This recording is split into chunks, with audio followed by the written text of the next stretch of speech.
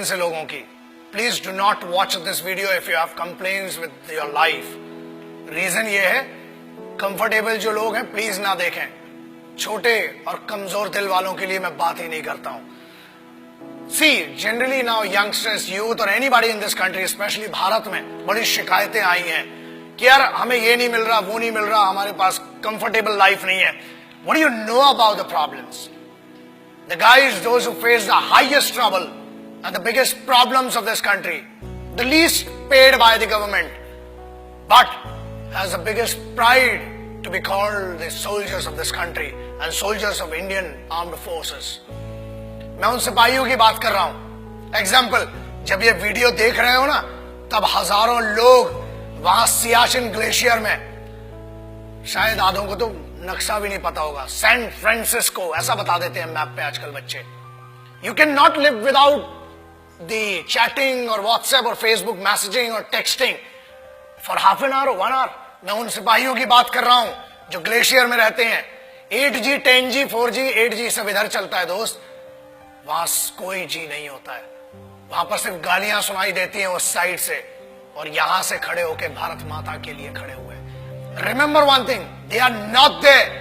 They are not fighting for this country only because they hate the enemy. वो इस देश में रहने वाले लोगों से बहुत मोहब्बत करते हैं, इसलिए वो वहां पर है। They are not there for the payment which is given to them. They are not there for the privileges which are not given to them. Privileges are given to you. The facilities are given to you. फिर भी इतनी complains, अरे पानी गिर गया, हम college नहीं जा पाएंगे, ये हो गया। बहुत कंप्लेन्स है माँ बाप से इन बच्चों को। Remember that. दोस्त, कंप्लेन करने के लिए बहुत लोग हैं, लेकिन वो कंप्लेन नहीं करते हैं। क्यों नहीं करते हैं?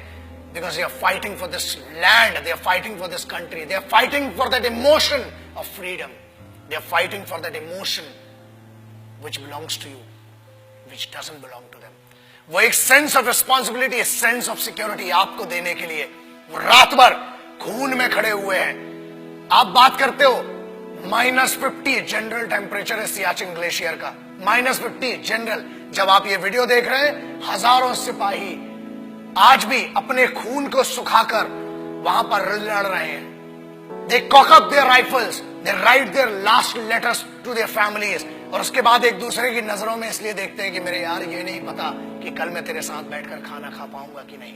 बोलना तो बहुत दूर की बात सोचिए, आप सोच भी नहीं सकते किन कंडीशंस में वहां पर। And remember one thing, I'm not talking about the highest battleground of the country. I'm talking about the highest battleground in the world.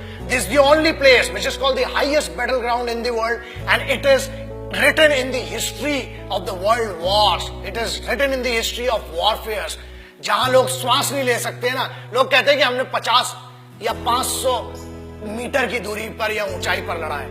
ये हजारों मीटर की ऊंचाई पर है, जहां सांस नहीं आती है, दिखाई नहीं देता है। वहां पर भी वो सिर्फ जज्बा है जो जिंदा रखता है लड़ने के लिए और इस देश की रिस्पेक्ट के लिए। किसी बेवकूफ गद्दार ने भी बीच में कुछ कहा था कि Indian army is rapist in Jammu and Kashmir. अरे बेवकूफ, फौज रेप करती है ना तो हथियारों से करती है, और होल होके तुम्हारा रेप निकलेगा।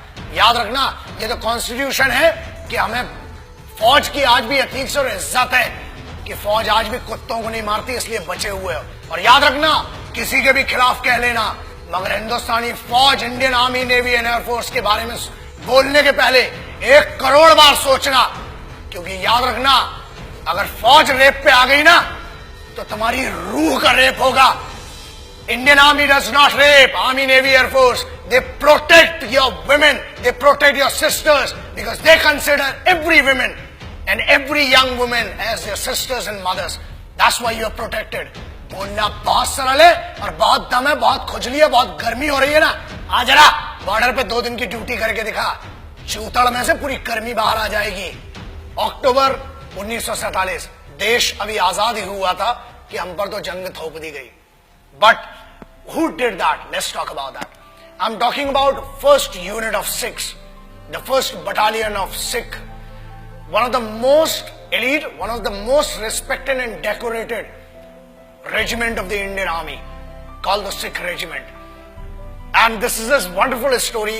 The guys whom I'm talking about, the finest warriors, the finest Khalsa warriors. वो खालसे थे जिन्हें एयरलिफ्ट किया गया था 1947 में, जब लश्कर ट्रूप्स ने अटैक किया था हमारे ऊपर, and they were the guys which were leaded by a Muslim commanding officer. That makes me feel that pride of being an Indian.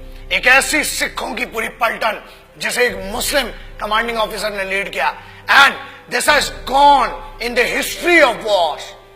दुनिया में कभी भी इतना खतरनाक ऑपरेशन नहीं हुआ, और उस सिख रेजिमेंट ने they protected the guys. And whom did they protect?